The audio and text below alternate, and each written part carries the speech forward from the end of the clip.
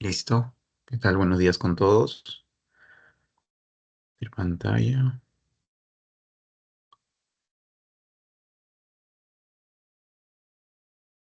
Ya. Les estoy mandando el pretest, chicos, ¿ok? Por favor, realícenlo y una vez lo terminen, recepcionen sus respuestas. Al final lo vamos a verlo, no se preocupen. Los espero. Sí les llegó, ¿no? ¿Me confirman, por favor?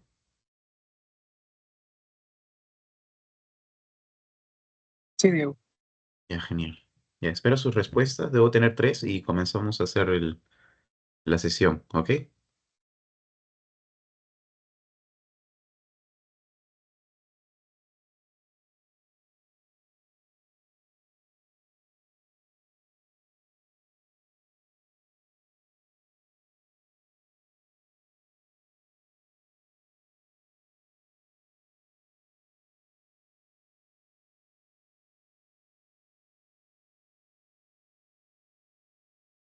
Disculpe, yo no estoy en el grupo de Teams, no sé por qué. Uy, a ver. Gracias por avisarlo. Pero en el chat de esta reunión no te sale, por si acaso, porque lo he mandado ahí.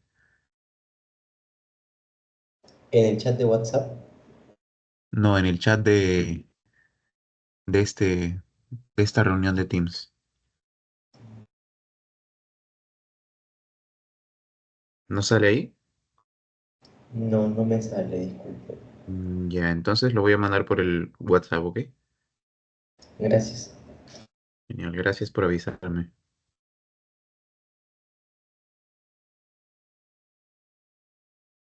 Ya listo, lo acabo de enviar. Fabián.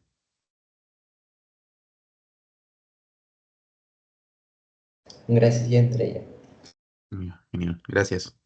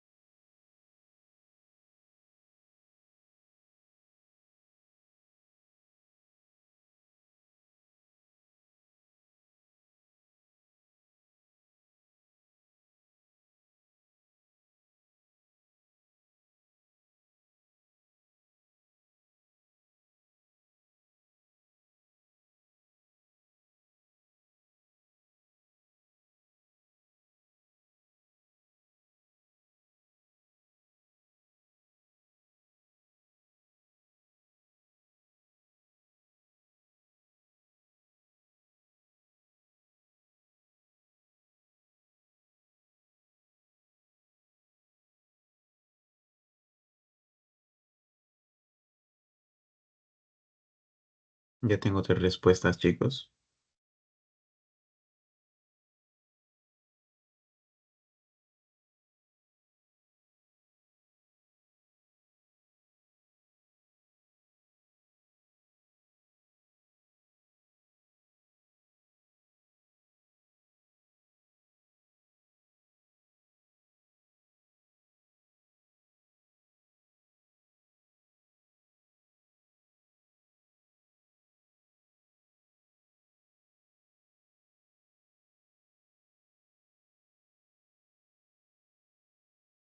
¿Les daría solo una respuesta?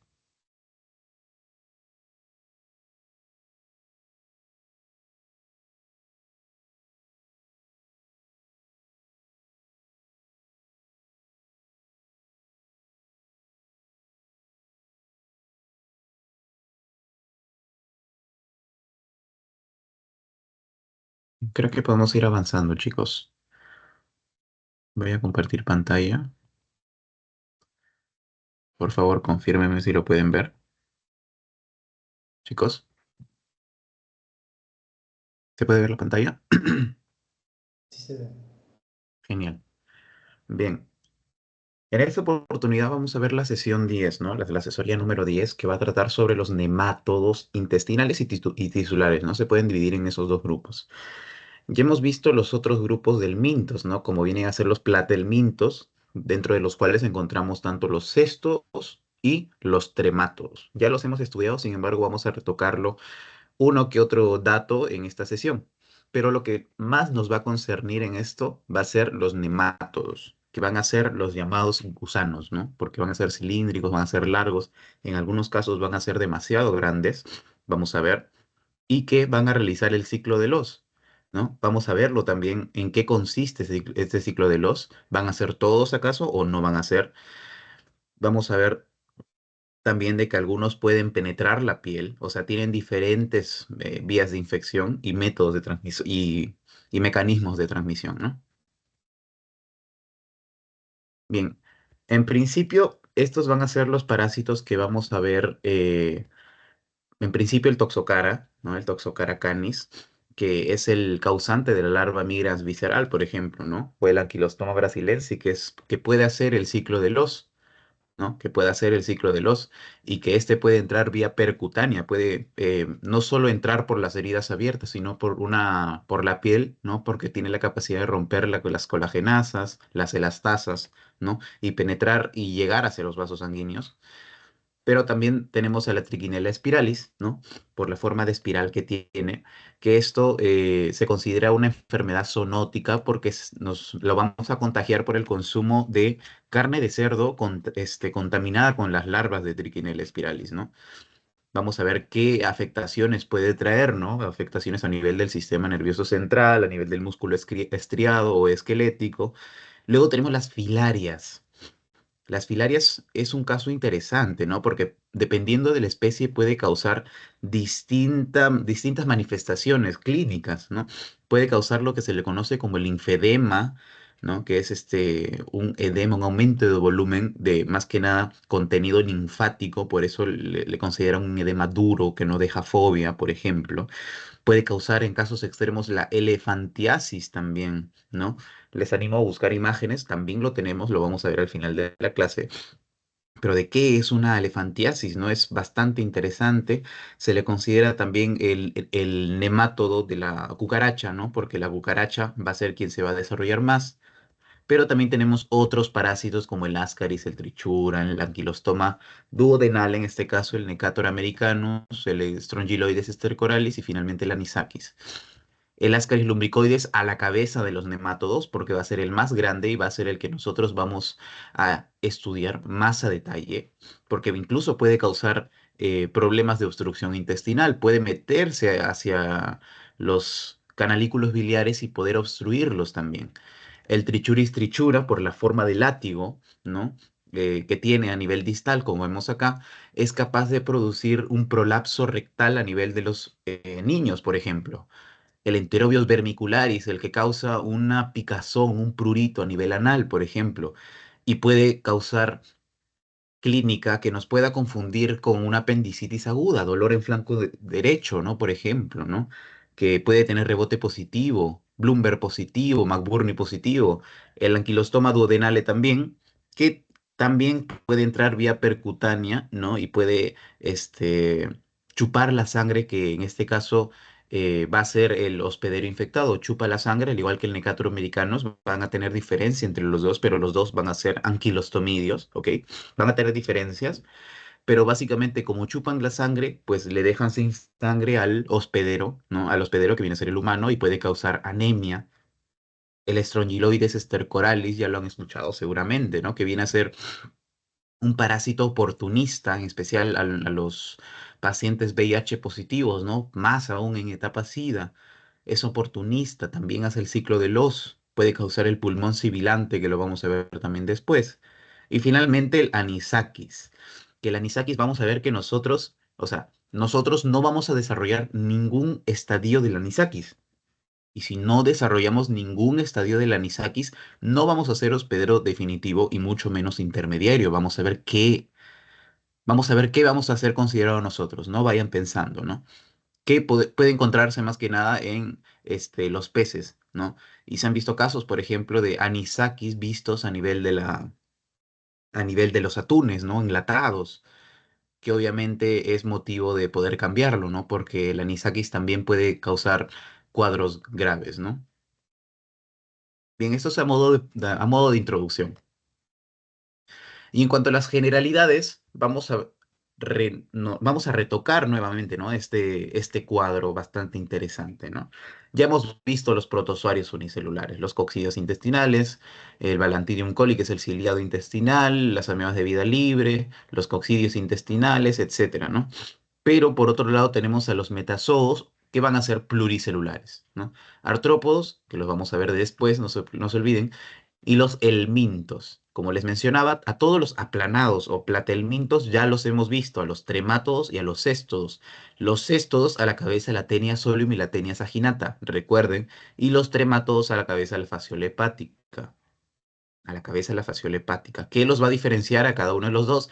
Es que los céstodos están encintados y están segmentados, son de forma larga.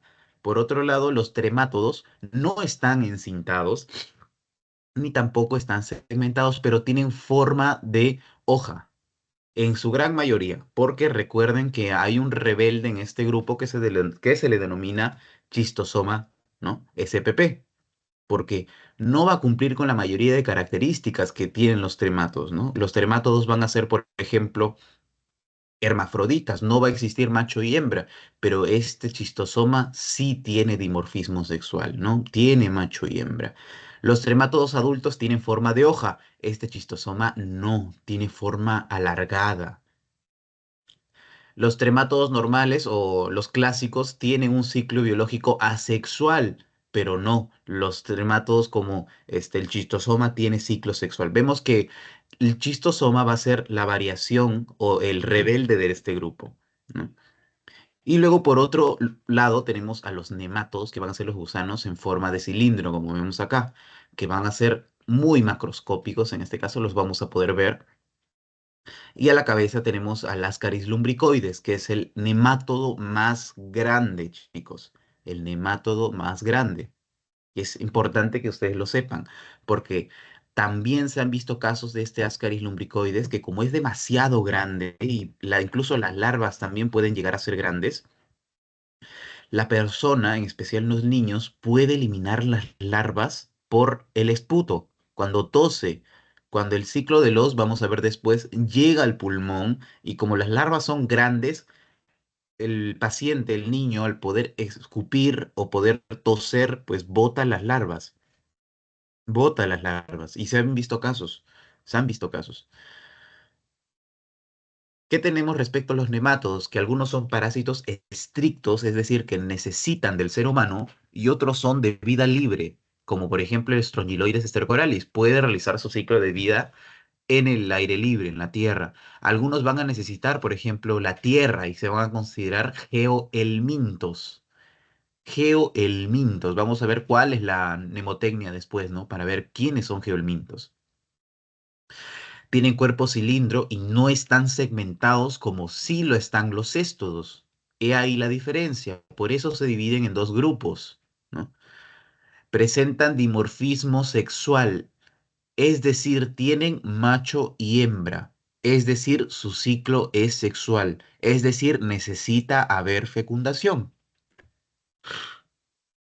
Es Eso es lo que ustedes deben conocer, ¿no? A partir de un dato deben ir sacando, deben ir discerniendo, ¿no? ¿Qué es lo que va después, ¿no? Si tiene dimorfismo sexual, tiene macho y hembra, entonces necesita fecundación.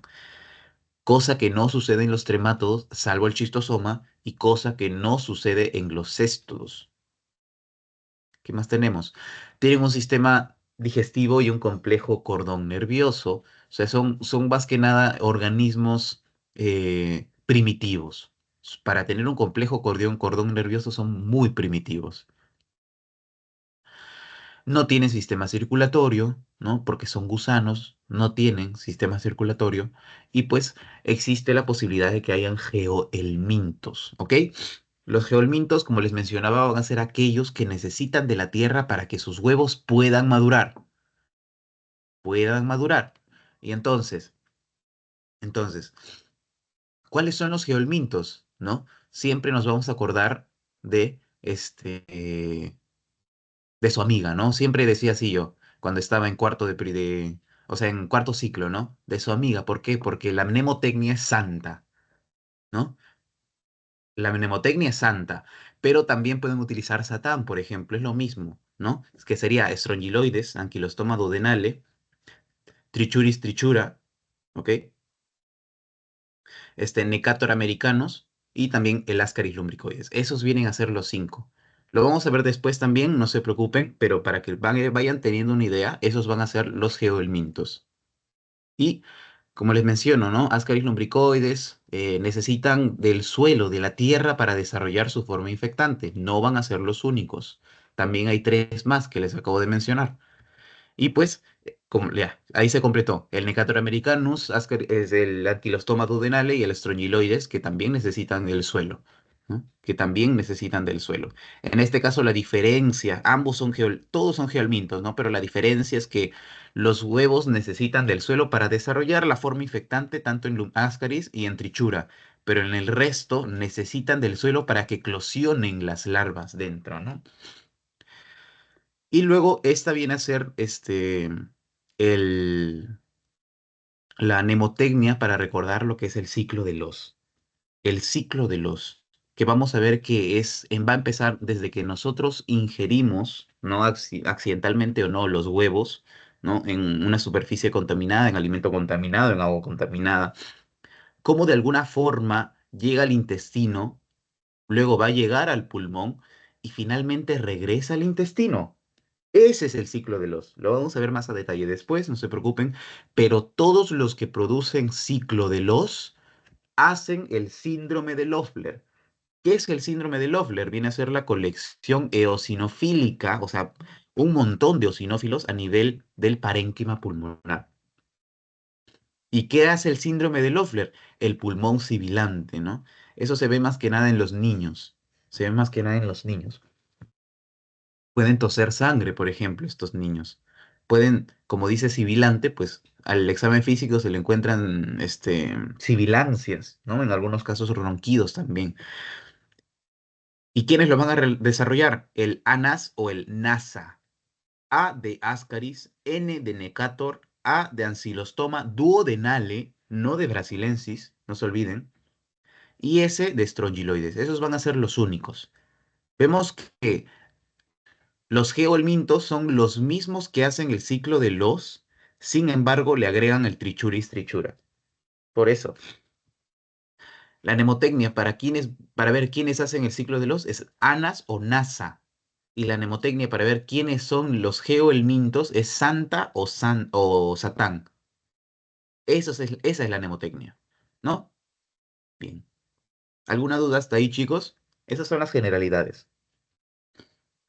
¿Tienen alguna consulta, alguna pregunta? ¿Todo bien? Me confirman, por favor.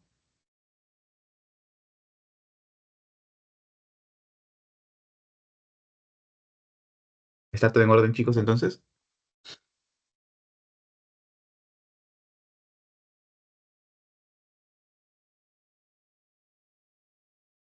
Bien, a ver, sigamos.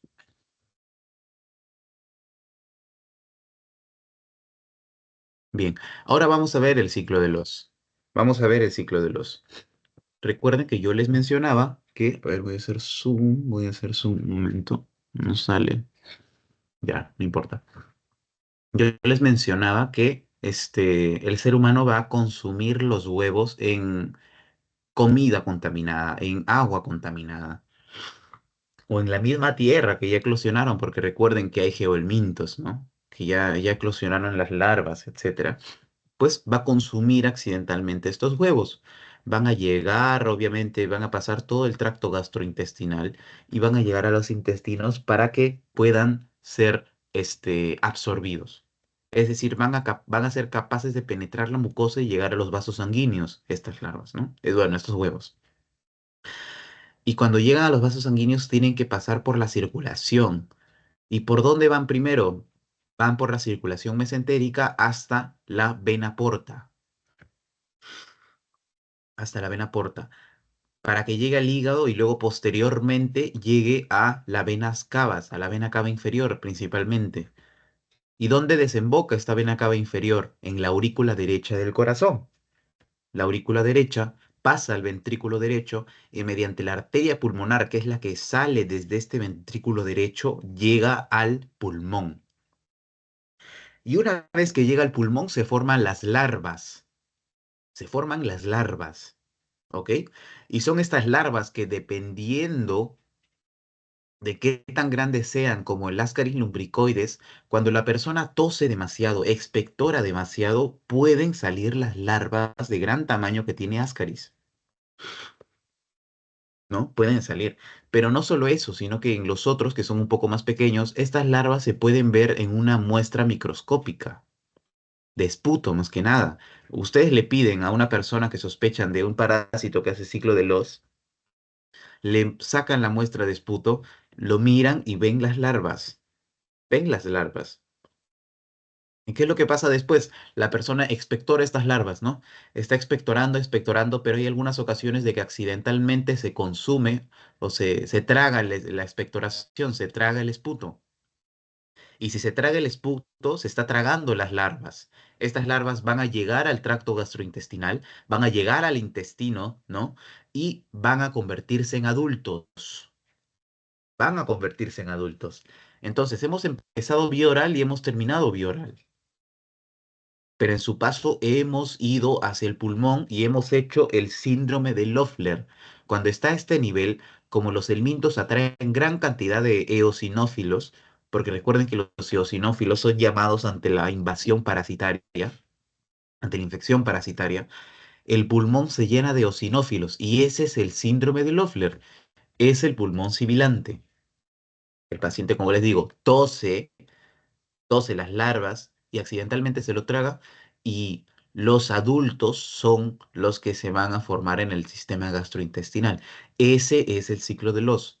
Y se los digo y se los trato de explicar paso a paso, detalle a detalle, porque ha sido preguntas de examen. Ha sido pregunta de examen. ¿Cómo empieza, Diego? Empieza con consumir los huevos.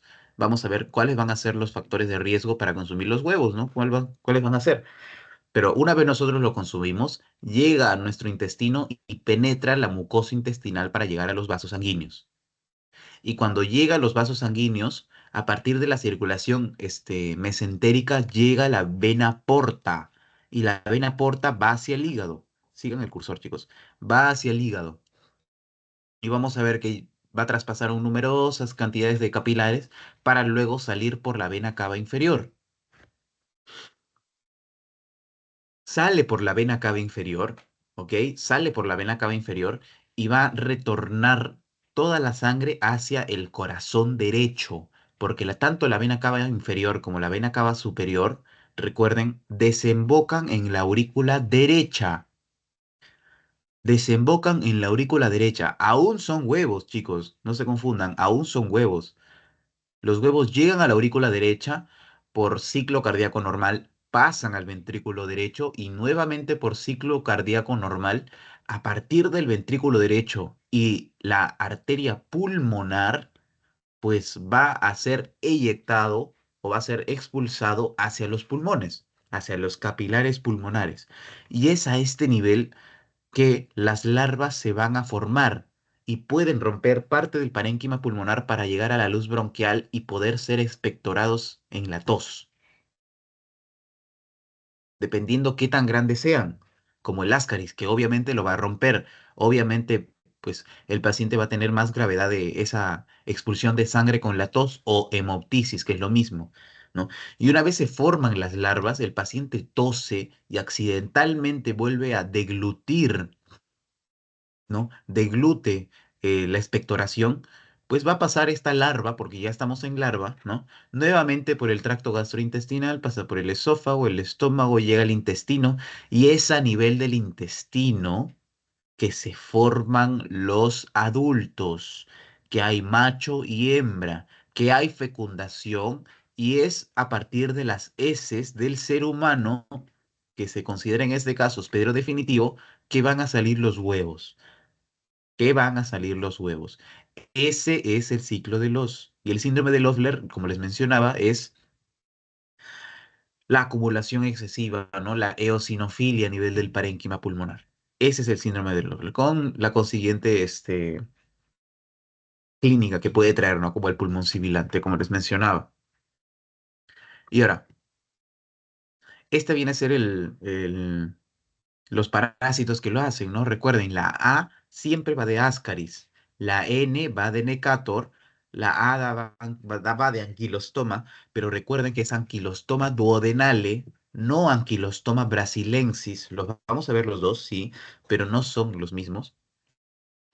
En este caso, el ciclo de los solo lo va a producir el Anquilostoma duodenale. Y finalmente ese de Strongyloides stercoralis. Esos vienen a ser los parásitos que van a causar el ciclo de los. Y esto es fijo, fijo, fijo que va a venir en su examen. Esto nunca lo han dejado de preguntar. Y por eso se los estoy poniendo acá, por eso les hago énfasis para que no fallen. Por lo menos dos preguntas les va a venir. Por lo menos. Bien. Vamos a pasar a ver a los nemátodos intestinales, chicos. Vamos a ver a los nemátodos intestinales. Pero antes de eso, seguro que nadie tiene alguna duda respecto a este ciclo de los. Lo que más quiero es que ustedes tengan en cuenta que este, pueden preguntar, no tengan miedo de preguntar, ¿ok? No tengan miedo. Si es que tengo que repetirlo, lo voy a repetir. Pero por favor, necesito que me digan, ¿no? Incluso díganme si es que lo entendieron para sentirme bien, ¿no? Feliz. ¿Han entendido esta parte del ciclo de los chicos, del síndrome de Loeffler? ¿Alguien que esté ahí que me pueda confirmar, por favor?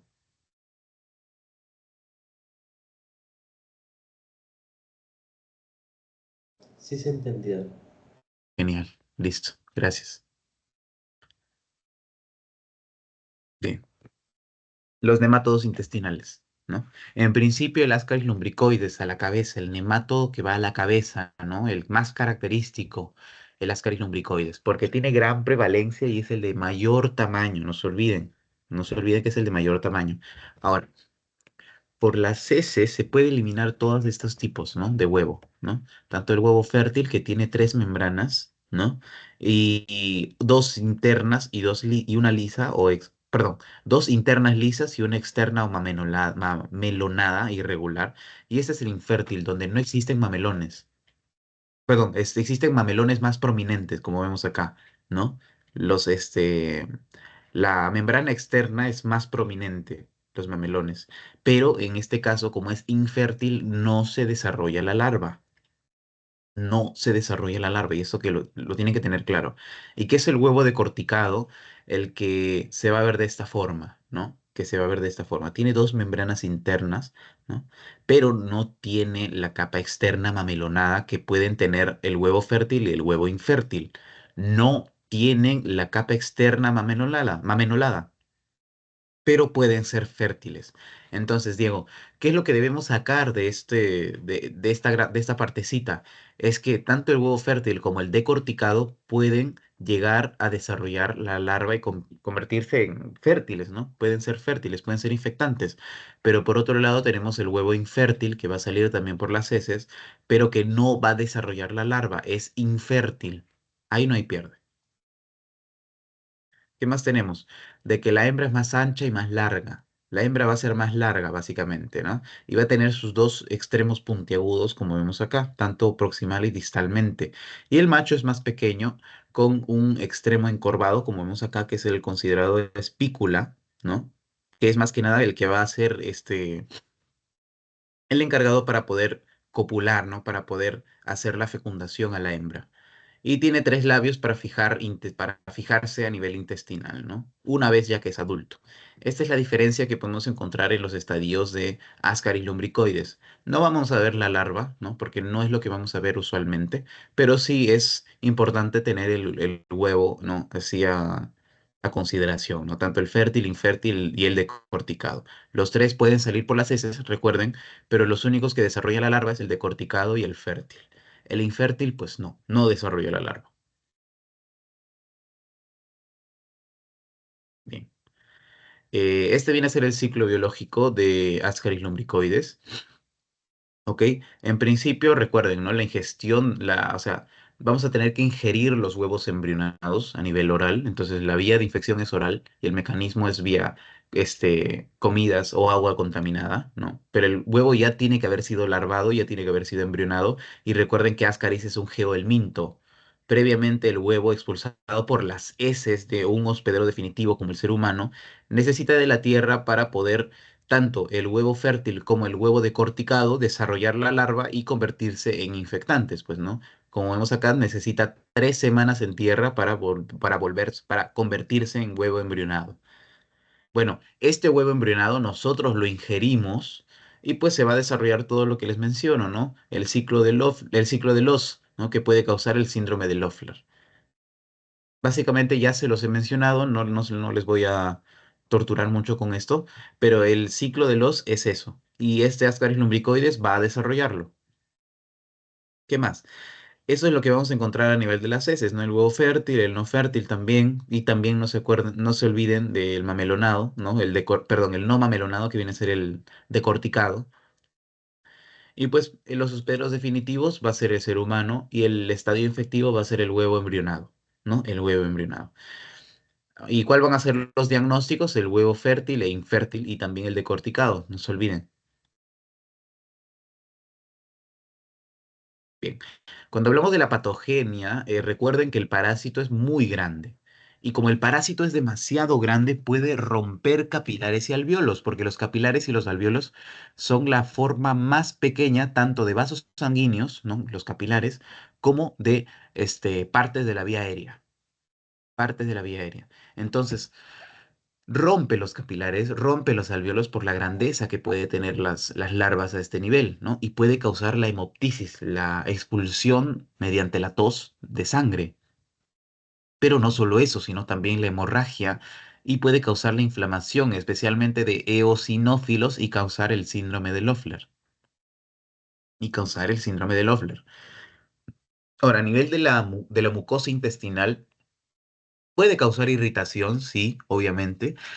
Pero lo más importante que quiero que ustedes conozcan es que cuando ya es adulto causa obstrucción intestinal.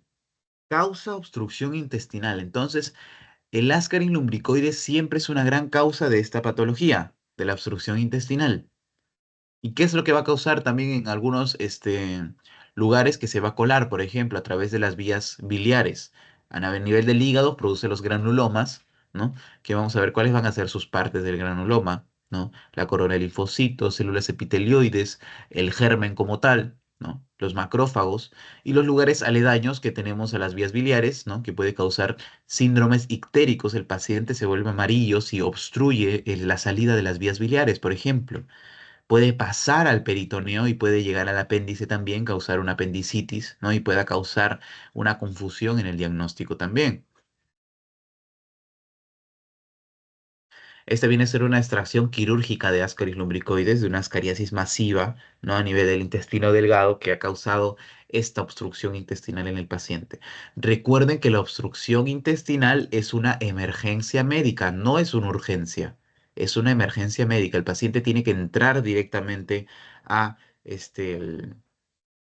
a la sala de quirófano, o sea, al quirófano, para que se le corrija esta obstrucción intestinal.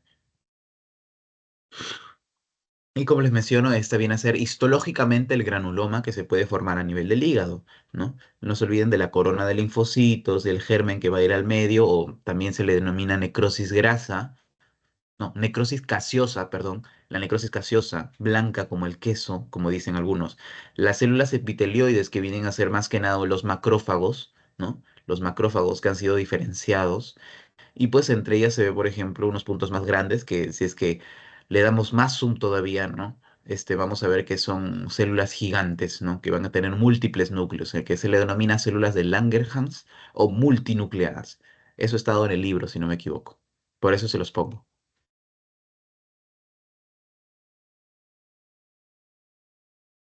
Bien, ¿y cómo va a ser el diagnóstico entonces? Va a ser obviamente, si el paciente está eliminando los huevos por las heces, le pido un examen coproparasitológico, obviamente. Pero en algunos casos esta obstrucción intestinal puede ser tanta, que no solo va a salir la larva a nivel de la tos, sino que a nivel de la boca puede salir también el adulto, pero eso es cuando ya completó el ciclo de los. Eso es cuando ya completó el ciclo de los, porque el Ascaris lumbricoides es móvil, no se olviden de eso, y puede subir todo el tracto gastrointestinal, puede pasar por el intestino, puede subir por el estómago, llegar al esófago y subir y salir por la boca, dependiendo la masividad de la obstrucción intestinal que tenga el caso clínico, ¿no? Pero como les digo, también se puede observar directamente la larva en el esputo cuando se completó el ciclo de los, ¿no? O sea, se puede ver tanto la larva en el esputo como también se puede ver las larvas, bueno, los adultos saliendo por la boca o la nariz, como vemos acá, ¿no? Como vemos acá. Esto más que nada seguramente han sido larvas, ¿no? Que han sido expulsados y en alguno tal vez puede ser un adulto. Pero las larvas y los adultos son grandes. Y estos no pueden entrar a nivel de los capilares sanguíneos o a nivel de los alvéolos y los rompe. El paciente posiblemente ha estado botando, ha estado tosiendo sangre, ha hecho hemoptisis, ¿no? O hemorragias, ¿no? Y ha causado este cuadro en el paciente. Básicamente es esto, ese es el huevo, recuerden como tiene dos capas externas, una interna, ¿no? Y ligeramente mamelonada, este es el huevo fértil. Este es el huevo fértil y finalmente esta es la larva más pequeña, ¿no? Que se va a ver a nivel a nivel del microscopio. Bien, el Trichuris trichura va a ser el nemátodo este, en látigo o el gusano látigo, ¿no? Por su forma, más que nada, vamos a ver que el huevo, en principio, es, eh, se le dice que tienen forma de barril por los dos polos o los dos tapones mamelones que tiene a este nivel. Mire, vemos que a nivel distal y al otro nivel, pues van a tener estos polos, ¿no? Y que los va a asemejar a un barril. Y dentro tiene más que nada las células embrionadas que van a dar lugar a la larva y finalmente al adulto, ¿no? Y este viene a ser el estadio con el que nosotros nos vamos a infectar. Y finalmente tenemos el adulto, ¿no? El adulto, donde recuerden que como ser un nematodo tiene macho y hembra, tiene dimorfismo sexual. ¿Y qué los va a diferenciar? Los va a diferenciar de que la hembra termina en punta y el macho termina en forma enroscada y tiene una espícula. Es decir, esta viene a ser la hembra, ¿no? Que termina en punta, como vemos acá, ¿no? Y el otro, el macho, termina en forma enroscada, como vemos acá. Y esa es la diferencia. Y tiene una espícula incluso a este nivel, para que pueda copular, no se olviden. Esa es la diferencia, se le denomina el gusano látigo, el nematodo látigo, por esta forma que tiene, la forma enroscada.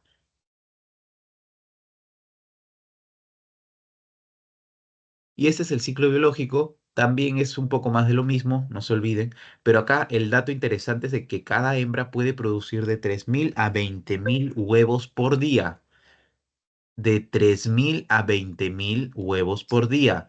Ahora, el Trichuris trichura realiza ciclo de los, ¿qué dicen? ¿Verdadero o falso? ¿Qué marcarían ustedes? Trichuris trichura hace ciclo de los, ¿verdadero o falso?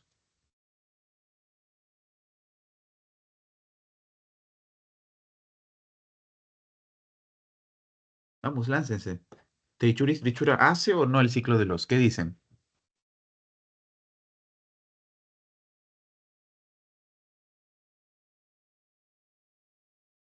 Nadie, nadie. Láncense, chicos. Láncense. Sí lo saben, yo sé que lo saben.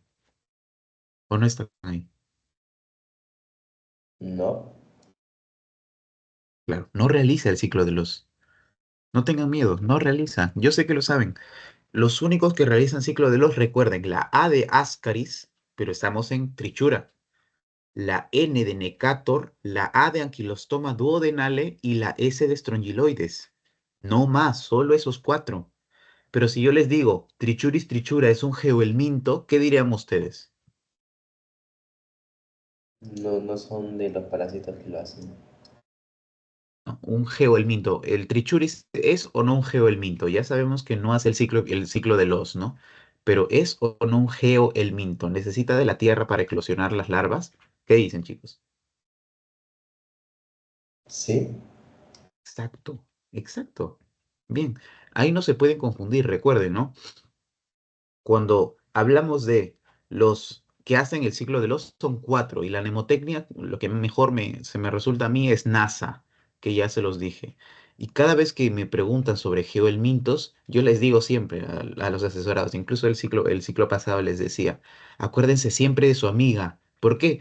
Santa. Ese viene a ser la mnemotecnia. S de estrongiloides, A de ascaris, N de necator, A de anquilostoma duodenale y T de Trichuris trichura. Esos vienen a ser los parásitos que son los geohelmintos. Por lo tanto, el Necator americano, no, perdón, el Trichuris trichura hace el ciclo de los, no. Pero ¿es un geohelminto? Sí. Esa es la diferencia acá. ¿Ok, chicos? Ténganlo muy en cuenta esto. Bien, Fabián, bien. Sí, así me gusta que participen, chicos. Láncense, igual acá cualquier cosa podemos corregir, incluso ustedes me pueden corregir si yo estoy diciendo algo mal. No hay ningún problema, ¿ok?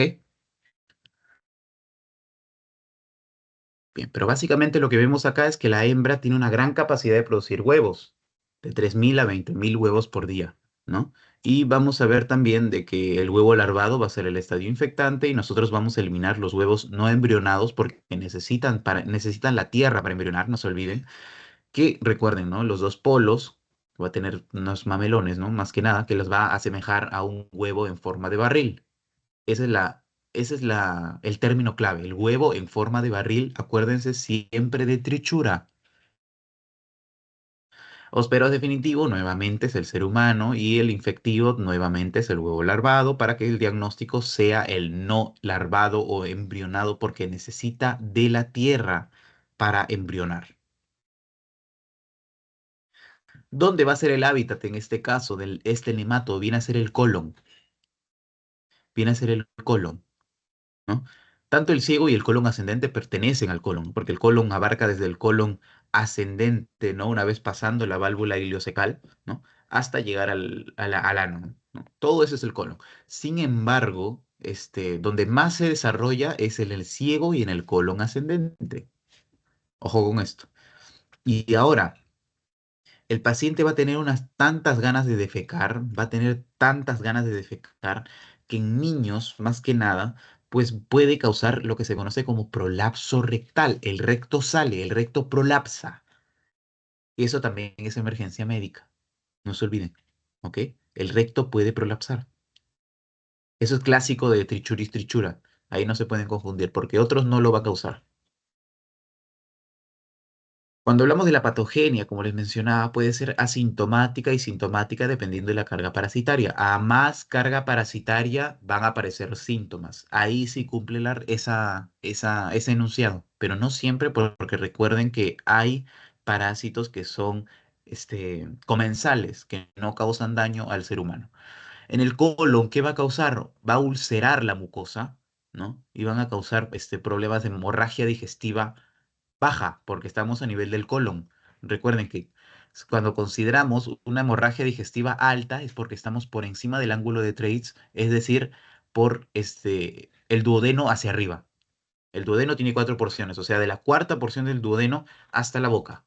Esa es hemorragia digestiva alta, pero hemorragia digestiva baja es a partir de el yeyuno, desde su primera porción, ¿no? Desde su primera presión hasta nivel del recto y del ano. Esa es la hemorragia. Como estoy ulcerando la mucosa del colon, pues tengo hemorragia digestiva baja, ¿no? Que puede verse como esas gotitas de sangre a nivel de las heces, ¿no? Eso es clásico de la hemorragia digestiva baja. ¿Qué más va a causar? Va a edematizar el colon, ¿no? Porque está inflamando el adulto. Y puede causar disentería, es decir, unas heces sanguinolentas y mucosas con retraso en el crecimiento, porque pierde gran cantidad de agua. Y este es lo clave.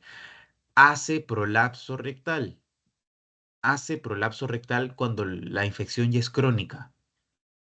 Se han visto casos documentados del prolapso rectal cuando ya es crónica la inflamación, o la infección. Y es así como se ve. En los niños, más que nada, pues el recto, pues prolapsa, se va hacia afuera, ¿no?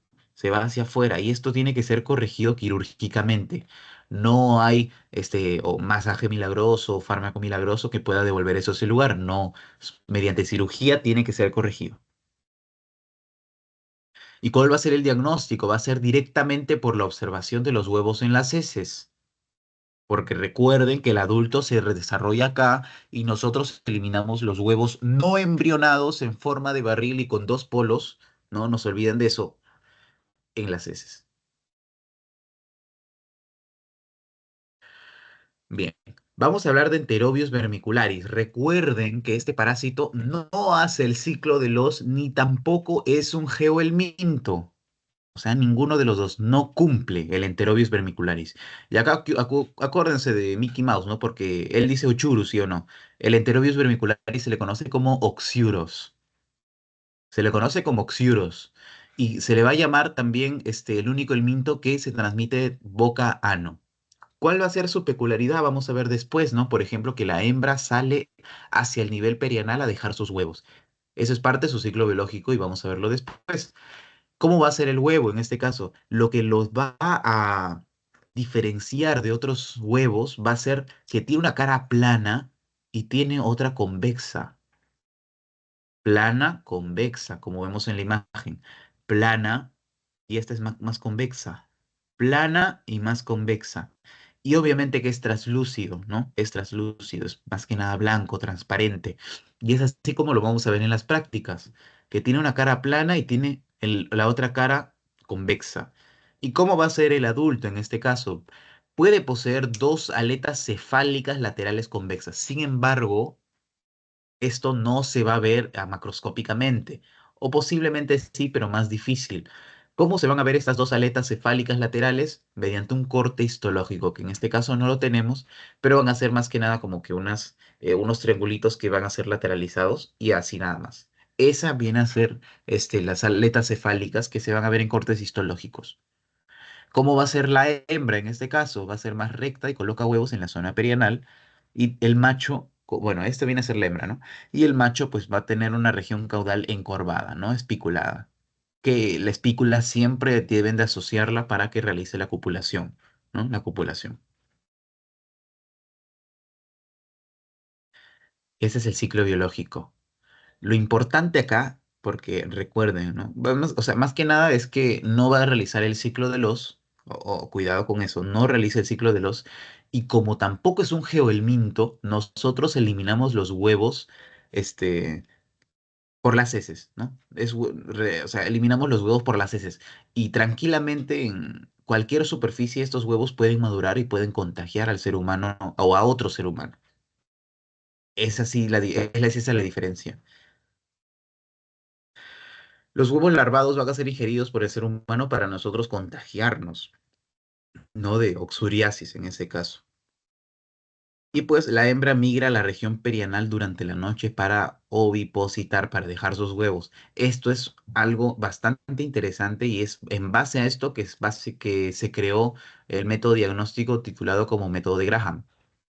¿En qué consiste? Recuerden, ¿no? De ponerle una cinta en la zona perianal, más que nada del niño, ¿no? Del niño, en la zona perianal del niño, y pues sacar la cinta y ahí van a quedar pegados los huevos.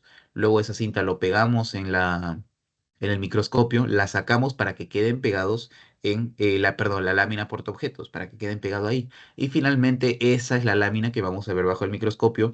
¿Y cómo vamos a ver los huevos? Recuerden, traslúcidos, vamos a ver una cara plana y otra cara convexa. Es así como lo vamos a ver. Y bueno, lo que les mencionaba, el estadio infectivo es el huevo larvado y el diagnóstico son los huevos inmaduros que, porque recuerden, no es un geohelminto, no necesita la tierra, pueden madurar donde sea. Pueden madurar, por ejemplo, en la comida también que ha sido guardada, sí. Puede madurar en una superficie plana que es infértil, que no es la tierra, sí. Puede madurar en cualquier lado y puede infectar a cualquier otro ser humano. ¿Y cuál va a ser el hábitat en este caso? Igualmente que el trichuras trichura, el ciego y el colon ascendente. En su gran mayoría, ¿no? Por no decir todos, los nematodos van a ir hacia el colon, hacia el colon. Los céstodos y los trematodos van a ir hacia el intestino delgado, pero al intestino grueso van a ir los nemátodos, ¿ok? Y pues, ¿cuáles van a ser los mecanismos de transmisión? Recuerden, de persona a persona, vomita esa persona y puede haber una autoinfección, ¿no? Porque está eliminando los huevos y si la persona no tiene una buena higiene de manos, puede volver a contagiarse y puede autoinfectarse e incluso puede hiperinfectarse, ¿no? Aumentar la carga parasitaria. Esta infección se ve más que nada en los niños, ¿no? Se ve más que nada en los niños. ¿Y cuál va a ser la patogenia? Va a irritar y va a causar el prurito anal. Esto es lo principal. Libera sustancias histaminérgicas que causan rascado a nivel anal. Esto es lo principal y lo básico, lo que tiene más sensibilidad y especificidad de esta enfermedad, el prurito anal. Pero ¿qué también puede causar? Puede irse hacia otras partes, ¿no? Por proximidad anatómica puede irse hacia la vagina e inflamarla, al endometrio e inflamarla, y no solo inflamarla, sino que formar gránulos. Igual a las trompas de falopio, ¿no? Que se le denomina salpingitis, acá sale, ¿no? Inflamación de trompas de falopio, mujeres. Pero la clínica relativamente significante en la mayoría. ¿En qué sentido es insignificante? En que estas localizaciones ectópicas no se van a ver en su mayoría, sino que lo más común es ver el prurito anal. Lo más común es el ver el prurito anal. Eso es lo principal. Y ese es el test de Graham, ¿no? Que les estaba mencionando, que se ha creado en base al ciclo biológico del oxíoros. Por eso es importante saber el ciclo biológico. Si es que no hubieran sabido el ciclo biológico, ¿cómo lo diagnosticamos? ¿No? Por ejemplo, sería un examen coproparasitológico, pero tal vez es un poquito más caro. Hay que hacerle la técnica de Graham o el test de Graham para poder ver los huevos a nivel de las heces. Observación directa, ¿no? De los adultos en la zona perianal, eso se ve más que nada en las noches, ¿no? Pero es menos factible poder hacerlo, ¿no? Porque requiere que el niño venga, la persona venga, y en la noche, pues verle los adultos que, o sea, el adulto hembra que sale a nivel perianal para dejar sus huevos, pero no es lo ideal. Lo más específico y sensible para diagnosticar la oxuriasis va a ser el test de Graham, ¿no? La cinta a nivel perianal, luego colocarlo a nivel de una lámina portaobjetos y esa lámina verlo al microscopio para ver estos huevos. Bien. Vamos a hablar ahora de los anquilostomidios. Dentro de este grupo tenemos el anquilostoma duodenale y el Necator americanus. Ahora, los anquilostomidios es un grupo bastante interesante porque producen anemia. ¿Por qué? Porque vamos a ver que van a tener como una especie de cuchillas, van a tener como por ejemplo las ventosas, ¿no? Y los ganchos que tienen los céstodos, estos los pueden tener, pero a su manera, vamos a ver después, ¿no? Que van a absorber, en lugar de los nutrientes, como lo hacen los céstodos, van a absorber la sangre. Ellos se alimentan de sangre, ellos crecen con sangre.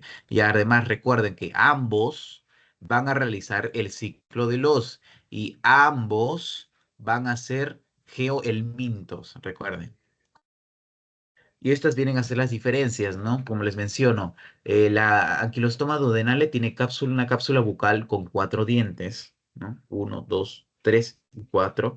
Y pues el Necator americanus tiene una cápsula bucal con 2 placas cortantes. Vemos acá que son las dos, ¿no? Acá hay una división, acá hay dos placas cortantes. Lo importante acá es que quiero que ustedes sepan de que tienen infección percutánea, es decir, de que pueden atravesar la piel con colagenasas y elastasas para poder llegar a los vasos sanguíneos, ¿no? Y para poder estar constantemente chupando nuestra sangre. Como vemos acá, la que más sangre va a chupar va a ser el anquilostoma duodenale. 0,026 mililitros de sangre al día. Y si yo estoy constantemente absorbiendo la sangre, pues puedo producir anemia por déficit de hierro en este caso, ¿no? Que viene a ser la anemia ferropénica. Ahora, Diego, ¿el Necator americanus no causa anemia? No, no he dicho eso, sino que el Necator americanus lo hace tal vez más lento, porque recuerden, ¿no? 0,026 por día es más que 0,003 por día, ¿ok? Recuerden, ambos hacen el ciclo de los, por lo tanto, ambos producen el síndrome de Loeffler. Esa es la diferencia. La diferencia entre ambos, ¿no? Pero esta más que nada va a ser el dato, o sea, la característica que los va a unir, además de pertenecer al grupo de los anquilostomidios. Esta viene a ser el ciclo biológico, ¿no? El ciclo biológico. Cuando ustedes escuchen larva filariforme, cuando escuchen larva filariforme, siempre asócienlo a penetrante. Siempre. Vamos a ver de que en todos los que nos quedan, que tengan larva filariforme, son los estadios penetrantes, los que van a ser los infectantes. Entonces, la larva L3 o filariforme van a ser las infectantes. Ahora, la larva rhabditiforme, en este caso, no se comporta como hospedero definitivo ni como hospedero, perdón, no se comporta como estadio infectivo ni estadio, diagnóstico, ¿no? Pero vamos a ver que sí hay un caso donde la larva rhabditiforme la podemos encontrar en las heces. Pero fin, vamos a verlo después. La larva rhabditiforme es considerada la L3 y la larva rhabditiforme da lugar, dependiendo de la maduración, obviamente, hacia la larva filariforme para recién ser infectiva. Penetra la piel y llega a los vasos sanguíneos a nivel del colon principalmente, los se forman los adultos para ir chupando sangre constantemente. Chupan sangre y causan anemia, como les mencionaba. Los hospederos definitivos, pues van a ser el ser humano, va a ser único hospedero en este caso. Y el estadio infectivo, la larva L3 o filariforme. El estadio diagnóstico, pues va a ser el huevo, más que nada. El huevo que recuerden como es un geohelminto, ambos, como son geohelminto ambos, pues necesitan la tierra para poder embrionar. Por lo tanto, salen como no embrionados. Y finalmente habitan también en el intestino delgado, pueden habitar, pero también pueden habitar en el intestino grueso. Como les mencionaba, ¿no? No todos los nemátodos van a habitar en el intestino grueso. Hay algunas excepciones, como en este caso los anquilostomidios, que a nivel del intestino delgado, pues pueden penetrar, ¿no? Con sus dientes afilados para poder estar absorbiendo sangre constantemente.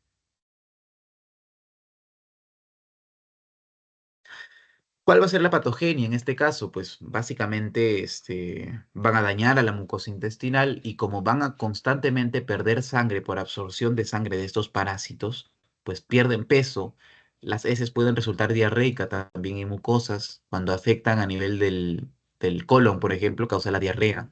Y la anemia ferropénica. Eso es lo que quiero que ustedes conozcan. La anemia ferropénica. Que esto, como les puede dar a los niños, pues causa crecimiento infantil retrasado porque afecta todas las líneas celulares. El hierro entra en eso, en básicamente la formación de eritrocitos, ¿no? En la formación de hemoglobina, ¿no? Y como no le está llegando buena hemoglobina a los órganos diana, como el cerebro, el corazón, el hígado, el riñón, pues va a crecer retardadamente, va a tener retraso en el crecimiento, ¿no? Y van a tener alteraciones a nivel de estos órganos, por ejemplo. Y es esto lo que quiero que ustedes conozcan, ¿no? La anemia ferropénica, que es grave cuando hablamos de los niños, cuando hablamos de los infantes. Y esta va, más que nada, como vemos, esta viene a ser el Necator americanos con sus dos dientes, ¿no? Y pues estos vienen a ser los huevos de los anquilostomidos, que les mencionaba, ¿no? ¿Qué es lo que vamos a ver a nivel del diagnóstico? Los huevos, ¿no? Pero también podemos utilizar métodos de concentración. Y ahora, esto se los puse porque vi que se lo agregaron en la teoría, ¿no? En la teoría se lo agregaron. O sea, la carga parasitaria, el número de huevos por gramo de heces, que en infecciones ligeras significa que es menos de 2000, pero cuando es grave es más de 2000. O sea, 2000 es el punto de corte.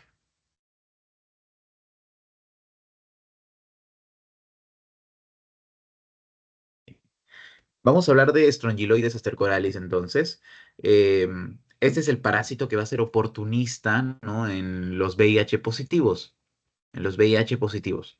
Es decir, de que se va a autolimitar normalmente, pero cuando el sistema inmune está comprometido, pues el Strongyloides astercoralis va a salir y va a ejercer su patogenia, ¿no? También tiene larva rhabditiforme y filariforme. Recuerden, rhabdi de 2 y filariforme de 3. O sea, L2 es raptiforme y L3 es filiforme, filariforme. La raptiforme siempre se va a asociar a diagnóstico, en este caso, cuando hablamos de estrongiloides estercoralis, y la efectiva siempre va a ser la filariforme o la filiforme, ¿no? Esa sí la diferencia, ¿no?, que vamos a tener.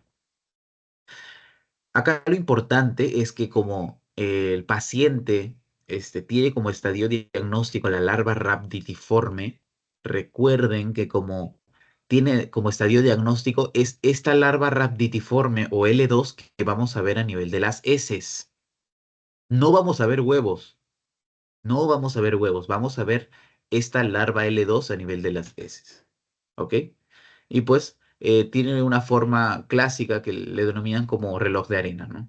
Por más que nada su contenido. Y esta viene a ser la larva filariforme, que no tiene característica como tal, ¿no? No tiene característica como tal, pero el huevo rápidamente eclosiona, ¿no? Y no se suelen ver al examen coprológico. Como les menciono, lo que se ve es la larva rhabditiforme y es este el estadio diagnóstico. Es este el estadio diagnóstico. Recuerde también que el ciclo biológico, pues, como es Strongyloides estercoralis, pues hace el ciclo de los y coproduce el síndrome de Loeffler, ¿no? Produce el síndrome de Loeffler. Pero como vemos, puede alternar vida tanto libre como vida parasitaria. O sea, puede desarrollar todo su ciclo biológico en el ser humano, como también puede desarrollar todo su ciclo biológico en la Tierra, porque es un geoelminto. Recuerden. Es esta la diferencia de otros ciclos biológicos que les pueden estar presentando, ¿no? En este caso tiene vida libre y son las larvas filariformes, que como son filariformes, son penetrantes y no necesitan de la piel que esté cortada, o que haya una herida abierta, que haya una úlcera, que haya varicela, etcétera. No necesitan eso, sino que una piel intacta, una piel sana, puede ser víctima de la penetración de estas larvas filariformes y pues infectarse de estrongiloidiasis que hacen el ciclo de los, recuerden, hacen el ciclo de los y producen el síndrome de Loeffler. Las larvas rhabditiformes son siempre las que nosotros vamos a encontrar en las heces. No vamos a encontrar los huevos, recuerden. Son las larvas rhabditiformes los que vamos a encontrar. Y pues lo importante es que cuando el paciente está comprometido inmunológicamente, o sea, tiene inmunodepresión, pues va a causar problema de autoinfección. Hiperinfección puede llegar también, ¿no? Cuando básicamente en el intestino grueso esta larva rhabditiforme se convierte en la filariforme y penetra la mucosa intestinal, ¿no? Eh, donde básicamente va a continuar todo el proceso infectante normal, ¿no? Que hay. O sea, hiperinfecta, autoinfecta, ¿no? Los hospederos definitivos, pues siempre va a ser el ser humano, no se olvide, como estamos desarrollando el adulto. Sin embargo, recuerden que el adulto también se puede formar, ¿no? A nivel de la vida libre, ¿no? Más que nada.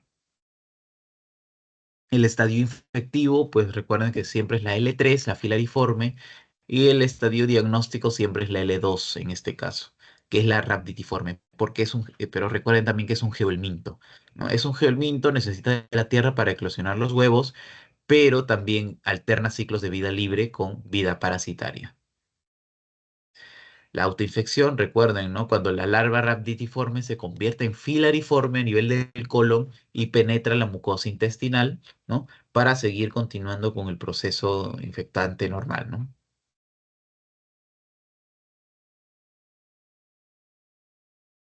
¿Y cómo va a ser la patogenia? En este caso, como está penetrando la piel, hay lesiones de entrada y se le conoce como larva migrans cutánea o larva currens, ¿no? Más que nada larva currens. Cuando hablamos del pulmón, causa el síndrome de Loeffler, recuerden. La eosinofilia puede causar hemorragias también, puede haber una hemoptisis, la disnea, cuando las larvas entran al alveolo, no permiten que se distiendan bien, no permiten que haya un intercambio gaseoso normal. Pero a nivel del intestino, destruye la mucosa y las microvellosidades, por lo tanto hay un síndrome de mala absorción. Y a nivel sistémico, la eosinofilia tisular, la urticaria crónica por aumento de los eosinófilos, por aumento de los mediadores histaminérgicos, ¿no? Hay una urticaria, hay hipersensibilidad, picazón, llagas, o sea, la patogenia es variada. Y todo esto más que nada se ve en pacientes inmunocomprometidos, no se olviden, porque estamos hablando de los parásitos Strongyloides stercoralis, ¿no? Es en inmunocomprometidos más que nada. Esa viene a ser la larva currens, ¿no? La larva currens.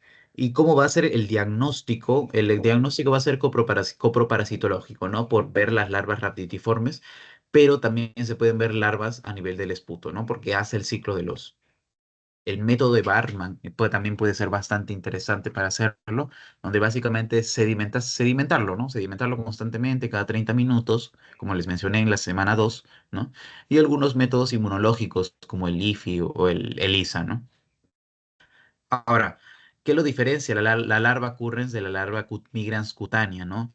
Que la larva migrans cutánea es un tantito más lenta que la currens. Más que nada es eso, ¿no?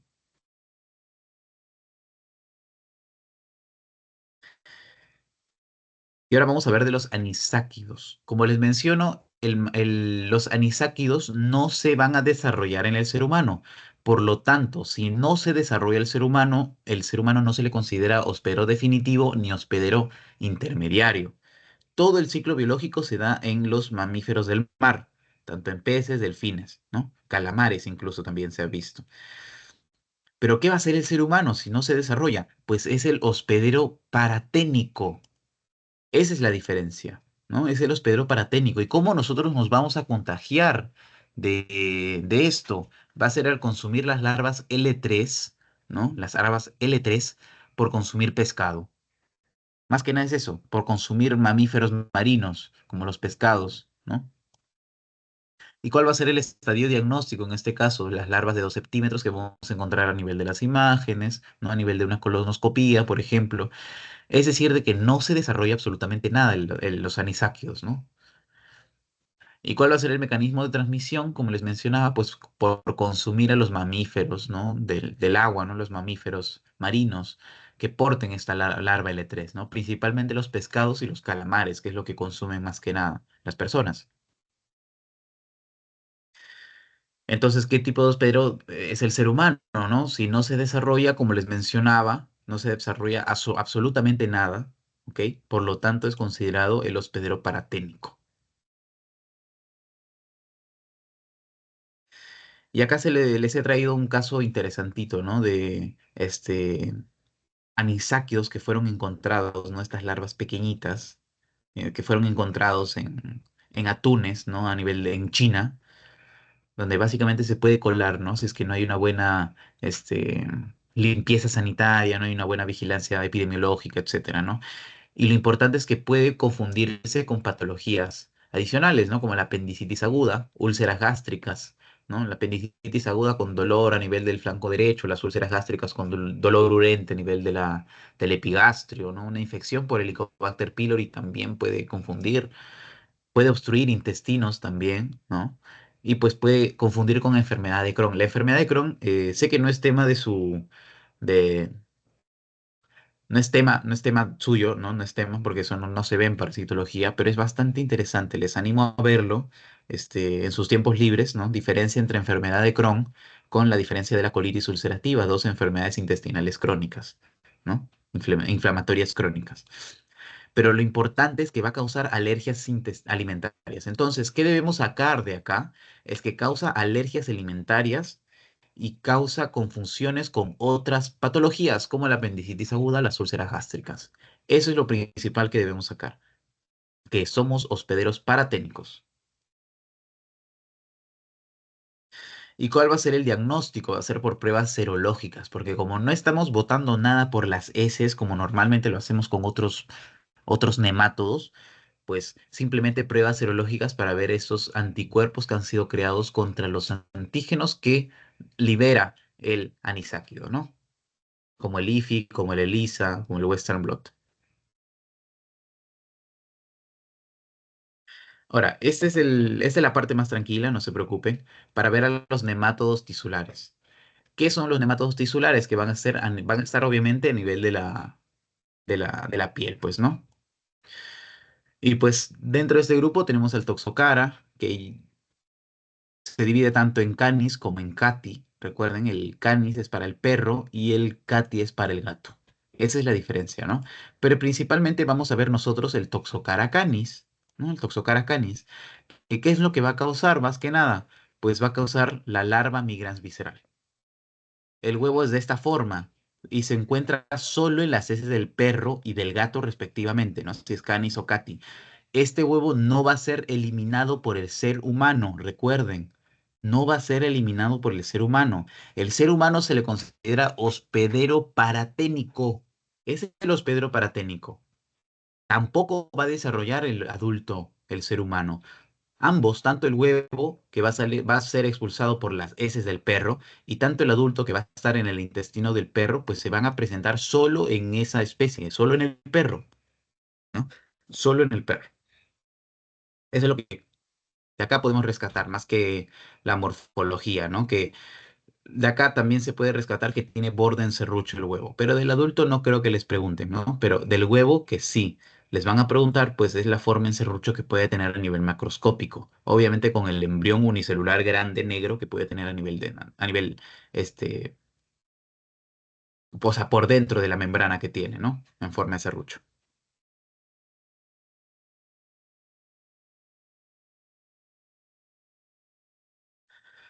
Bien, el ciclo biológico es lo mismo, recuerden, esto ya lo vimos también, para no, molestarlos mucho, pues básicamente el ser humano, es el hospedero paratécnico, no es el hospedero definitivo, el ciclo biológico se da en el perro más que nada, ¿no?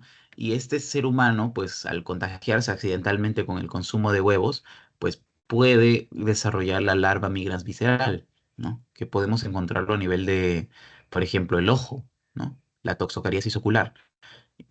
Y bueno, solo para que recuerden, ¿no? Que no va a desarrollar la forma adulta, solo la forma larvaria. Es decir, es hospedero paraténico. Hospedero paraténico.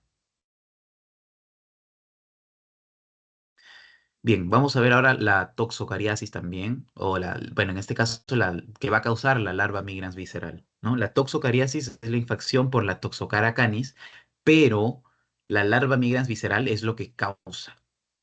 ¿Ok?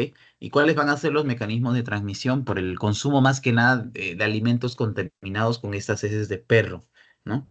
Más que nada de esto. He visto que en la teoría también les mencionaron de que se da por el consumo de hospederos, de otros hospederos paraténicos, incluso hospederos intermediarios, como los conejos, aves, etcétera, pero no es lo habitual. Lo que les van a preguntar es el consumo de alimentos contaminados con heces de perro, ¿no? O de gato en caso de hablemos de Toxocara felis, pero la larva megas visceral no lo hace Felis, lo hace el canis, Toxocara canis. Y el huevo embrionado va a ser el estadio infectante, ¿no? O L3. Estos pueden ser los cuadros de larva migrans visceral, ¿no? Puede llegar a todo el sistema, como los hígados, pulmones, corazón. Lo más común es encontrar a nivel del ojo, ¿no? También a nivel del ojo, como vemos acá, una toxocariasis ocular que puede causar esta inflamación de las escleras, ¿no? Neurológica a nivel del sistema nervioso central, ¿no? Las larvas, como vemos acá, estas son las larvitas, y pues puede ser asintomática, ¿no? No causar síntomas, ¿no? O sea, es muy variable la sintomatología que puede causar la toxocariasis. También lo vimos previamente, por eso no le estoy explicando como tal. Pero lo que debemos saber acá es que somos el hospedero paraténico. Lo más común es ver la larva migras visceral a nivel del ojo, ¿no? Y pues nos contagiamos más que nada por el consumo de alimentos contaminados con las heces del perro que tienen el huevo embrionado o L3. El perro viene a ser el hospedero definitivo. Elimina los huevos por las heces y desarrolla el adulto en su intestino. ¿Ok? Esa es la diferencia. El ser humano no. Es el hospedero paraténico.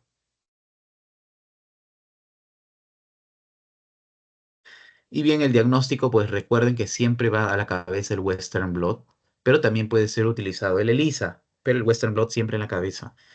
Pero la imagenología nos puede ayudar mucho, ¿no? Como una resonancia magnética en caso estemos hablando del sistema nervioso central, una tomografía también, ¿no? Bien, y esto es básicamente lo que podemos ver, ¿no? Las larvas que se pueden estar colando, ¿no? Y pueden estar a nivel del sistema nervioso central. Pero también podemos utilizar métodos indirectos. En este caso es una tabla de Lisa, ¿no? Que más que nada quiere buscar o quiere suponer la presencia del parásito buscando esa reacción antígeno-anticuerpo, ¿no? Y ahora, ¿qué muestras pido en este caso, no? Si no estoy eliminando nada por las heces, no le voy a pedir una muestra de heces, porque no voy a ver nada, no voy a ver absolutamente nada. Pero entonces, ¿qué le pido? Si quiero realizar un método indirecto para el diagnóstico, le pido sangre y le saco el suero. Esa es la muestra que debo pedir. No pido examen coproparasitológico o examen de heces. Ese sería falso, ¿ok?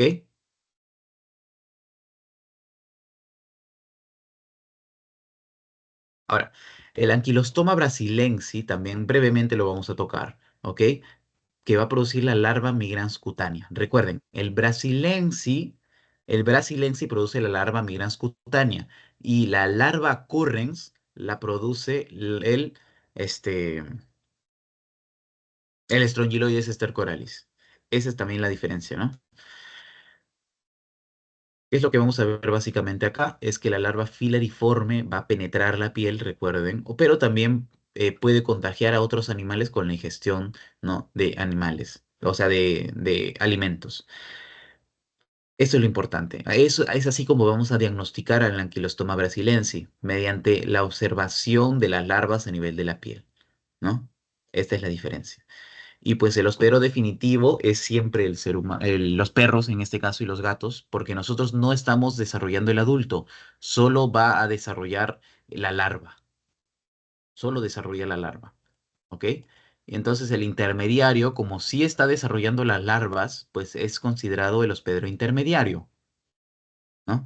Y bueno, el estadio infectivo, el L3, siempre cuando escuchen L3, asocien a filariforme y asocienlo a penetrante, por lo tanto, asocienlo a infectante.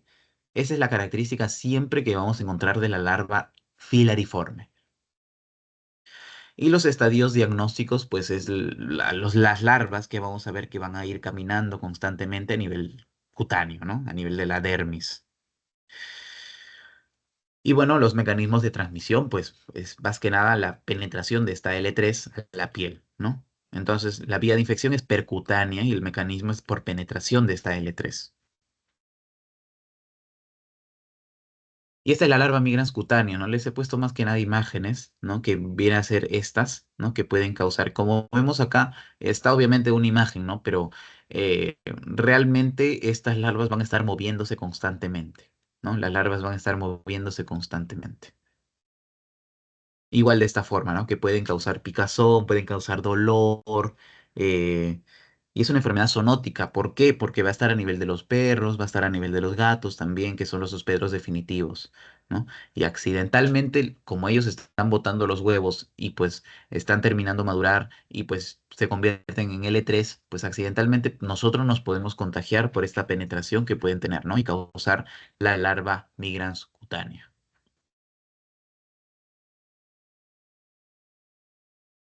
Ahora, Trichinella spiralis también es un parásito bastante interesante porque en este caso se le considera una enfermedad zoonótica porque proviene del cerdo. Proviene de comer carne con larvas enquistadas del cerdo, o sea, perdón, una carne de cerdo en mal estado. Pero no es solo el único hospedero definitivo, ¿no? O sea, perdón, no es solo la única carne que nosotros podemos consumir para poder contagiarnos, sino que esta carne también puede ser de animales silvestres, como vemos acá, ¿no? De los osos polares, rinocerontes, ¿no? Que podemos contagiarnos. También de las ratas puede ser, pero es menos común que nosotros consumamos ratas, pues, ¿no? ¿Y cómo nosotros vamos a diagnosticar más que nada el parásito? Va a ser por el enquistamiento que tiene esta larva a nivel del músculo estriado. Necesita del músculo estriado. Ahora, debemos hacer un diagnóstico diferencial con, por ejemplo, enfermedades como el Guillain-Barré, que el Guillain-Barré empieza desde abajo, o sea, es de forma ascendente desde los pies, va perdiendo movilidad de los pies, de las piernas, de las rodillas, llega hacia arriba, pierde la movilidad de los músculos respiratorios, por ejemplo. En este caso, la Trichinella spiralis, pues ataca en cualquier parte, no va de forma ascendente. Esa es la diferencia, por ejemplo, ¿no? Y bueno, para ver los hospederos definitivos, pues tenemos al ser humano, ¿no? Que puede tener los adultos a nivel del intestino delgado, los hospederos intermediarios, que es más que nada los que tienen la carne del ser, o sea, la carne contaminada con estos quistes, ¿no? Que accidentalmente o no, pues los seres humanos pueden consumirlo y pues desarrollar la triquinosis. Pero también tenemos a las ratas, osos, rinocerontes, alces, ¿no? Que pueden ser aquellos animales de vida silvestre donde se pueden desarrollar estos quistes y pues nosotros consumirlos, ¿no? Y el estadio infectante, pues siempre va a ser las larvas que van a estar enquistadas, ¿no? En el músculo estriado, que es lo que nosotros consumimos, ¿no? Y pues el estadio diagnóstico, pues es la larva enquistada en el músculo que ya está en el hospedero definitivo que viene a ser el ser humano. Que esto lo podemos lo podemos diagnosticar, por ejemplo, con exámenes de imágenes, ¿no? Que nos ayuden a ver estos enquistamientos en el músculo. Y pues, ¿cuál va a ser el mecanismo de transmisión, como les estaba mencionando, por el consumo de esta carne de cerdo en mal estado, con larvas enquistadas, que parece a los cisticercos de Tenia, sí, pero que no son lo mismo. Se parecen sí, pero no son lo mismo. Más que nada por el volumen, ¿no? Los cisticercos tienen mucho más volumen que las larvas que tiene la Trichinella spiralis.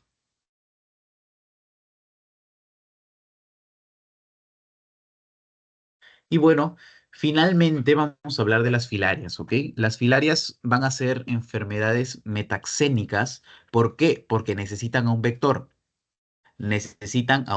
para poder transmitirse.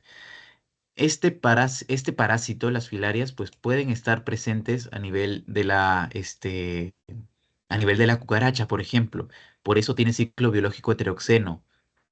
Como se desarrolla a nivel de la cucaracha también, pues posteriormente se desarrolla a nivel del ser humano. Por lo tanto, es heteroxeno, no es monoxeno, ¿ok? Pero bien, el hospedero definitivo en este caso pues va a ser el ser humano, el intermediario van a ser los vectores, pues, ¿no? Que puede ser una mosca, puede ser la cucaracha en el mejor de los casos, ¿no? Que es lo más común. Y pues el estadio infectivo en este caso va a ser la larva L3, ¿no? Que es lo que nosotros vamos a poder eh, ver qué es el infectante para el ser humano, ¿no? Que se tiene que desarrollar la larva L3 para recién ser infectante. La larva L3 siempre asócienlo a penetrante, a infectante, ¿no? A filariforme. Y finalmente el estadio diagnóstico, ¿qué es lo que vamos a ver? Van a ser las microfilarias, ¿no? La información de este ciclo biológico es un poco obsoleta, no está completamente dilucidada, pero lo que sí se ha visto es las patologías que pueden causar estas enfermedades. Son las patologías que pueden causar. ¿Como cuáles, Diego? Vamos a ver, por ejemplo, la elefantiasis, ¿no? Como vemos acá, les mencionaba, ¿no? Que vayan buscando las imágenes. Estos vienen a ser linfedemas más que nada. Se ven unilaterales, como vemos acá, dependiendo de dónde haya sido la picadura del vector que ha estado infectado, pues pica por ejemplo, en este caso la pierna derecha, ¿no? La pica y el edema que genera es un edema duro, no deja fobia. Normalmente cuando digo que deja fobia es de que, por ejemplo, este es el edema, no está aumentado. Cuando deja fobia es que tú presionas y se mantiene así y poco a poco está regresando a su lugar. Eso es fobia. En el caso de la elefantiasis, tú lo presionas y no deja fobia, se queda ahí, ¿ok? Ese también se le llama edema duro, que ocasiona la elefantiasis por la infección, en este caso, del el Wicheria y la Brugia, ¿no? Que vienen a ser géneros de filarias. Pero por otro lado tenemos este cuadro clínico que pueden causar, ¿no? Especialmente la Oncocerca volvulus, que viene a atacar a los ojos más que nada. Ataca los ojos, causa una conjuntivitis, causa problemas de ceguera, tanto uni como bilateral, ¿no? En pacientes jóvenes también. Esto se ve más que nada en los casos en África, por ejemplo, pero también se han reportado alguno que otro en la selva de de nuestro país, ¿ok? De nuestro país. Y bien, esa viene a ser la bibliografía del día de hoy. hemos terminado esta sesión de nemátodos. Y bien, eso sería todo. Voy a mandarles más bien el post-test para poder hacerlos todos juntos. Y pues, a ver un momento.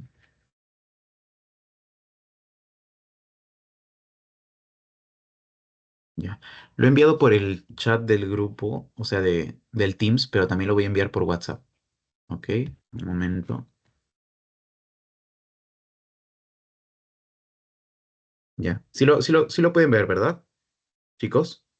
O sea, los que están acá en el chat Sí, sí del se ve. Teams. Ya, genial. Vamos a verlo después también, vamos a analizarlo, pero vayan enviando sus respuestas. Voy a enviarlo al grupo de WhatsApp.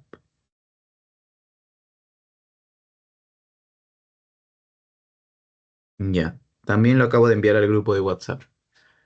Entonces, voy a esperar sus respuestas. Debería tener 6. Un momento.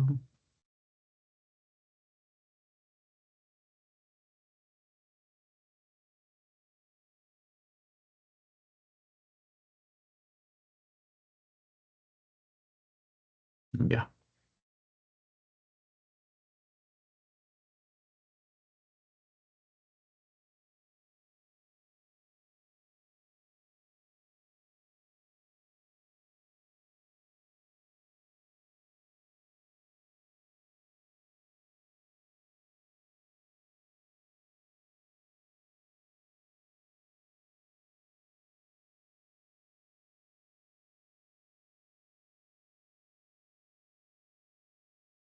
Si tienen alguna consulta, así hasta que vayan haciendo su post-test, me pueden ir avisando. Podemos ir resolviéndolo.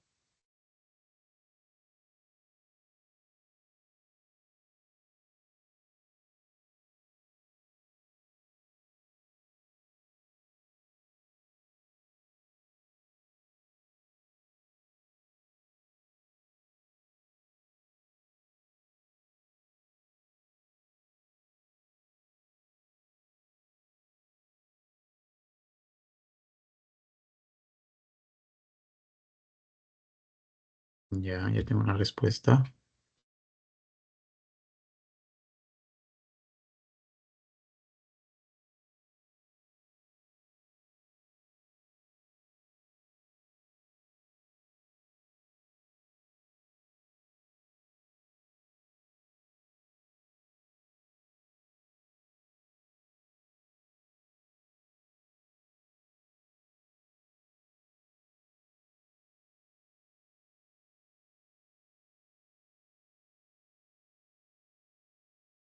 ¿Esto dos respuestas?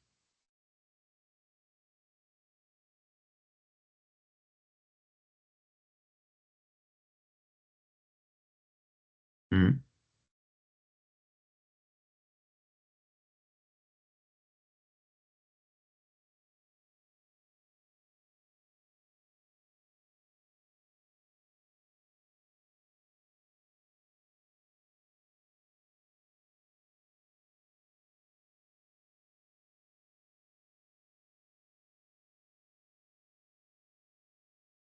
Uno más y empezamos a ver las preguntas, ¿sí? Una respuesta más. Ya. El que falta lo va mandando cuando pueda. Bien. Voy a hacerle zoom. Ya.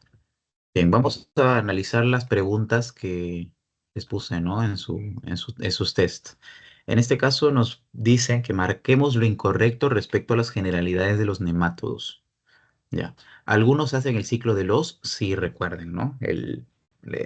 La mnemotecnia NASA, o sea, de Necator, Anquilostoma, Strongyloides y Ascaris, esos vienen a ser los únicos que hacen el ciclo de los y por lo tanto hacen el síndrome de Loeffler o el pulmón sibilante, que es lo mismo.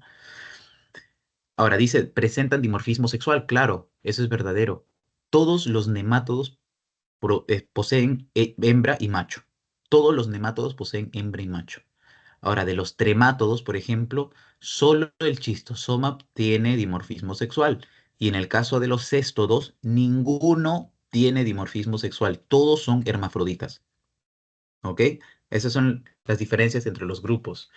Dicen que algunos necesitan del suelo para eclosionar las larvas de sus huevos. Claro, los geohelmintos, recuerden de la mnemotecnia santa, ¿no? La santa, que es más que nada los que hacen el ciclo de los, pero le agregamos el trichuris.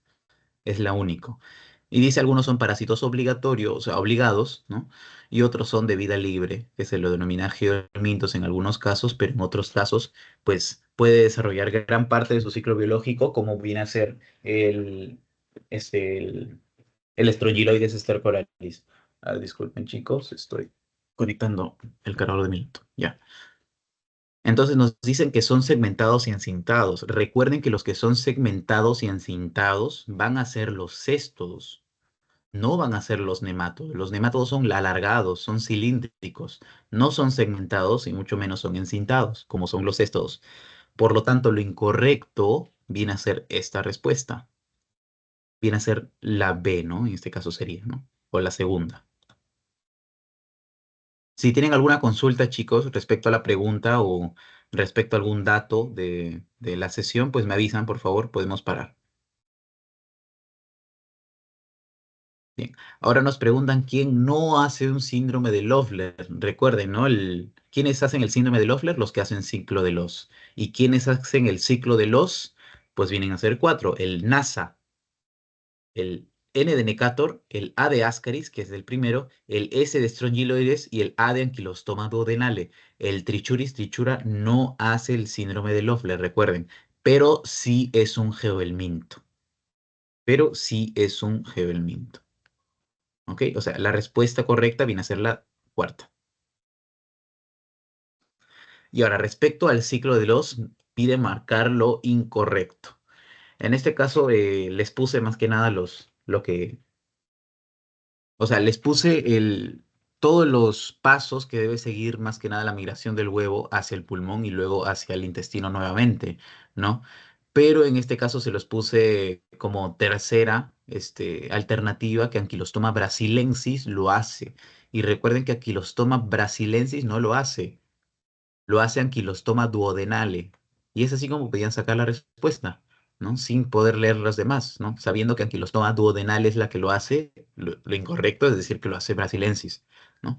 Pero recordemos, ¿no? ¿Qué es el ciclo de los? En este caso va a ser de que tiene que deglutir la persona el huevo que va a penetrar la mucosa intestinal, llega a la vena porta, ¿no? Para luego llegar a la vena cava inferior, para luego llegar a la aurícula derecha, pasar al ventrículo derecho, ser eyectado por la arteria pulmonar y llegar a los capilares pulmonares para ser expectorado y ser nuevamente tragado, porque a nivel del pulmón se forman las larvas y nuevamente llega al intestino para formarse el adulto. Eso es básicamente el resumen del ciclo de los, y pues Ankylostoma brasilensis es el que lo hace, es el que no lo hace, perdón. Por lo tanto, la alternativa correcta viene a ser la C, porque Ankylostoma brasilensis no lo hace. Y el ciclo de Loeffler, marcarlo correcto. El síndrome de Loeffler se debe marcar lo correcto. En este caso, pues, ¿qué es lo correcto? Pues, por ejemplo, perdón, ¿qué es lo incorrecto en este caso? Que no debe haber formación de granulomas en focos necróticos, con focos necróticos a nivel del pulmón. Eso no hace el ciclo de Loeffler. Recuerden que es el que produce una infiltración de eosinófilos a nivel del parénquima pulmonar. No causa granulomas como lo puede hacer, por ejemplo, el Paragonimus que vimos la sesión anterior de los tremátodos, que ese sí causa granulomas con focos necróticos a nivel pulmonar. Pero en caso de los que hacen ciclo de Los y síndrome de Loeffler, no. ¿Se pueden observar larvas en el esputo? Claro que sí, ¿no? Dependiendo de la grandeza de esas larvas, como en Lascaris lumbricoides, pueden ser visibles.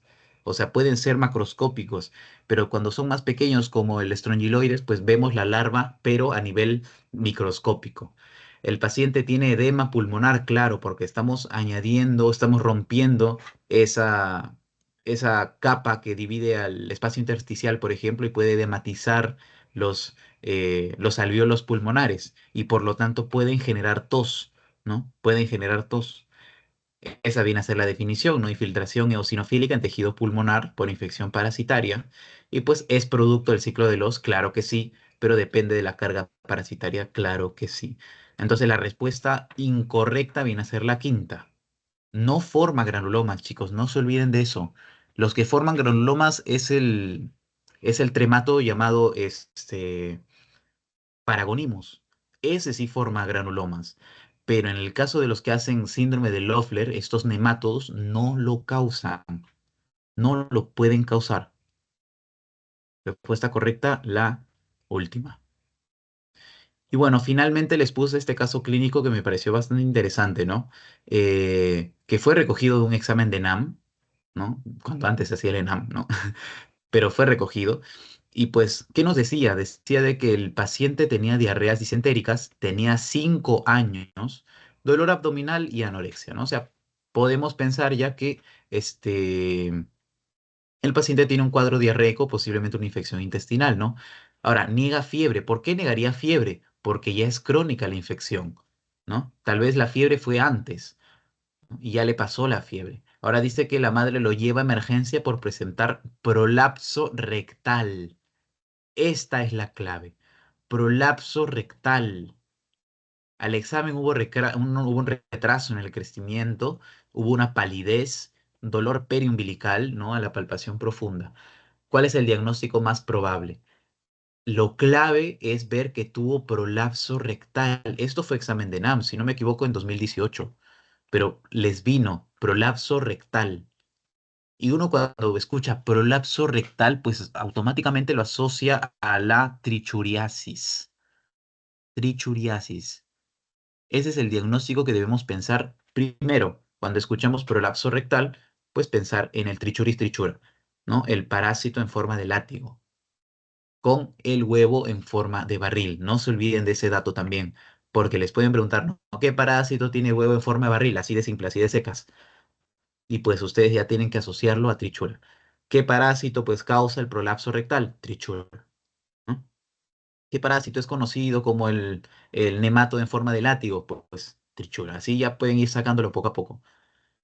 Bien, ¿tienen alguna consulta respecto a las preguntas, a un dato de lo que hicimos, chicos, o todo bien por ahora?